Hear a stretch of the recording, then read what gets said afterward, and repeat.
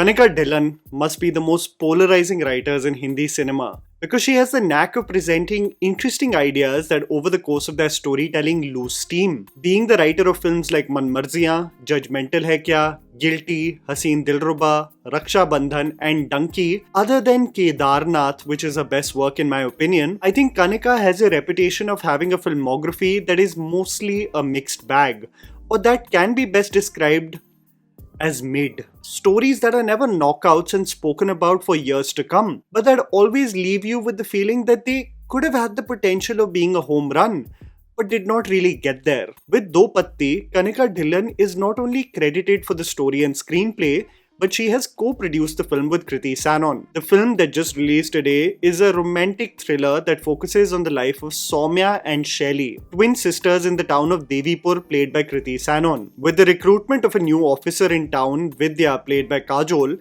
she notices something extremely disturbing in the Sood household, all pertaining to the dynamic shared between Soumya and her husband Dhruv Sood played by Shaheer Sheikh. What exactly is transpiring between the couple? How does a toxic dynamic between the sisters affect the marriage? And what leads to the investigation with the police forms the basic premise of Do Patti. I have to keep it as vague as possible because the trailer of the film just alludes to a paragliding accident, a Kaleshi sister returning back to town, and Kriti, we don't know which sister, accusing Dhruv of attempt to murder. Here's me telling you the good and bad aspects of the film so that you guys can ultimately decide whether to watch Do Patti on Netflix or not. The toxic dynamic. The biggest takeaway according to me from watching Do Patti is that this showcases one of the most confident performances by Kriti Sanon in her entire career. While I will get to why it works and elevates the otherwise mixed bag of a plot, what however stayed with me as the most memorable aspect of the plot was the cagey and toxic back and forth between the sisters. This is provided with context of the unhealthy environment in which both the sisters grew up in. When siblings grow up not too far apart from each other, there is always a conflict between what one possesses and one being instructed to take the higher road. This leads to the existence of a lot of baggage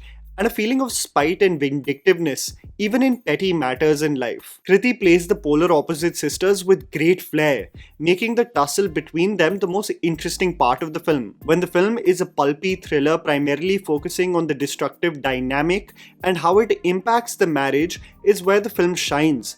Where it loses steam and absolutely disengages you as a viewer is something that I will come to a little later. Treatment and inconsistent accent. The film undergoes a very odd editing pattern that almost makes the progression of the storyline abrupt. The running time of the film is just over 2 hours and there are several portions in which you have to do a double take on the misplaced pitch of the film. The film is a pulpy romantic thriller, however both the characters of Dhruv Sood and Shelly are given these stylized mass entries that almost seem out of place, almost making you feel like the entries were designed for the hooting in theatres, whereas they just seem odd for the genre and pitch of the film. While most of the songs work in the screenplay, not really coming across as halts in the storytelling, there is a holy song called Thaye Thaye, which absolutely sticks out like a sore thumb. The premise is to be carried forward from a holy party, so they force a holy dance number when the case at hand is reaching its most interesting part. I thought I would never say this regarding a movie starring Kajol and Kriti Sanon, but Kajol as a Haryanavi cop in Devipur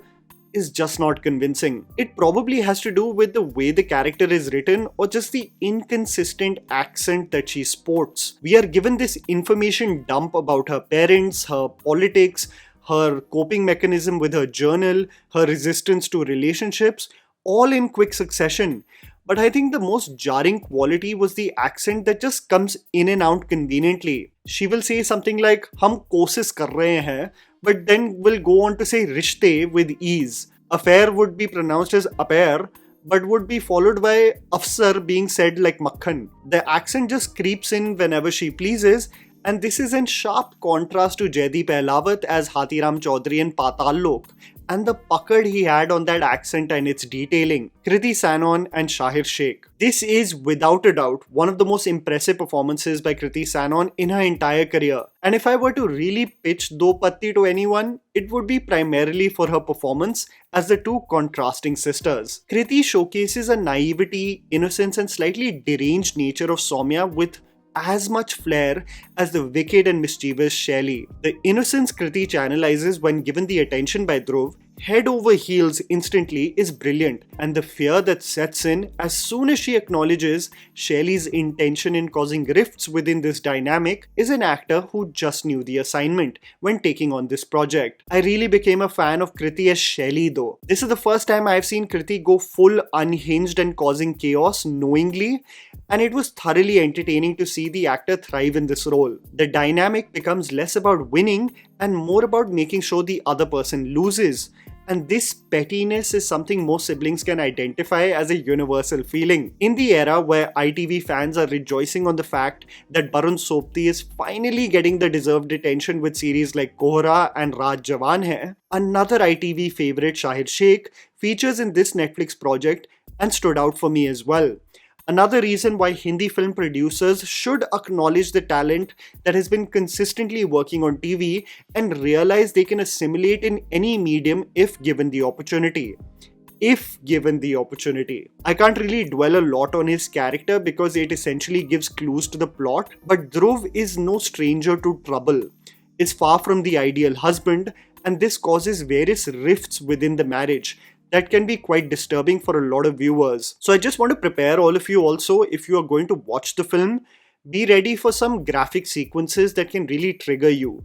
Both the actors, however, highlight those themes with great conviction. Effective theme, and Kanika strikes again. This is where the film undergoes the problem that many Hindi films face, and that is the case of making its point across through the plot versus chucking that.